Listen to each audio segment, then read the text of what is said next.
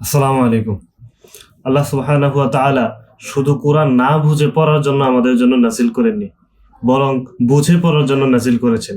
সেই লক্ষ্যে আজকে আমরা সূরা নাস নিয়ে আলোচনা করব, সূরা নাসের অর্থ বুঝবো ইনশাআল্লাহ। চলুন শুরু করি। সূরা নাস মক্কায় নাযিল হয়েছে এবং সূরা নাসের আয়াত সংখ্যা হলো 6টি। আর সূরা নাসে মূলত শয়তানের কুমন্ত্রণা থেকে আল্লাহর আশ্রয় প্রার্থনা করা হয়েছে, এই বিষয়ে আলোচনা করা হয়েছে। চলুন আমরা সরাসরি সূরা নাসে চলে যাই।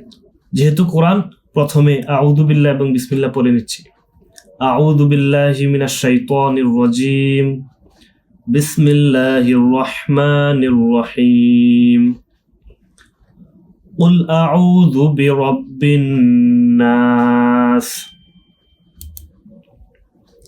বলুন, আমি আশ্রয় চাই মানুষের প্রতিপালকের কাছে। এখানে রব অর্থ প্রতিপালক। 2 নম্বর আয়াত, মালিকিন নাস, যিনি মানুষের অধিপতি। ইলাহিন নাস, যিনি মানুষের ইলাহ, উপাস্য।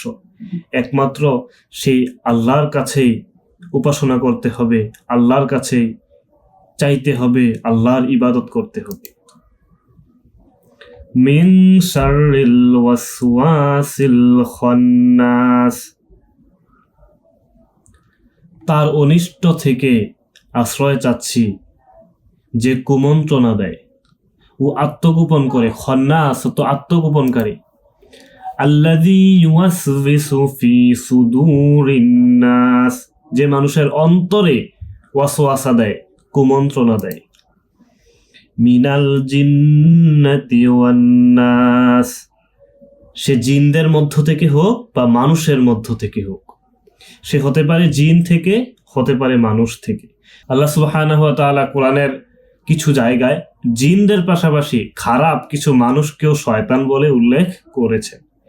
তো সেখানে মোটামুটি এই বিষয়টিকে বোঝানো হয়েছে যে মিনাল জিন্নাতি ওয়ান নাস, এই খন্নাস জিনদের মধ্য থেকেও হতে পারে এবং মানুষদের মধ্য থেকেও হতে পারে।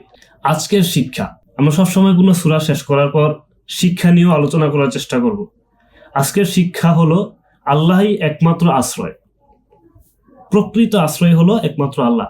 নিয়মিত সকাল সন্ধ্যায় সূরা নাস পড়া সুন্নাত, সাথে সূরা ফালাক, ইখলাসও পড়া যায়, পড়তে হবে। সেগুলো নিয়েও ভিডিও আসবে ইনশাআল্লাহ, আপনারা শুধু অপেক্ষা করুন। আর ঈমান মজবুত করলে কুমন্ত্রণা দুর্বল হয়।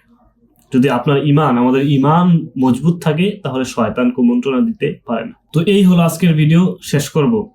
আপনারা আমার জন্য দোয়া করবেন এবং নিয়মিত এসব ভিডিও দেখবেন, দেখার চেষ্টা করবেন। ইনশাআল্লাহ আল্লাহ কল্যাণ দিবেন। আসসালামু আলাইকুম ওয়া রাহমাতুল্লাহ।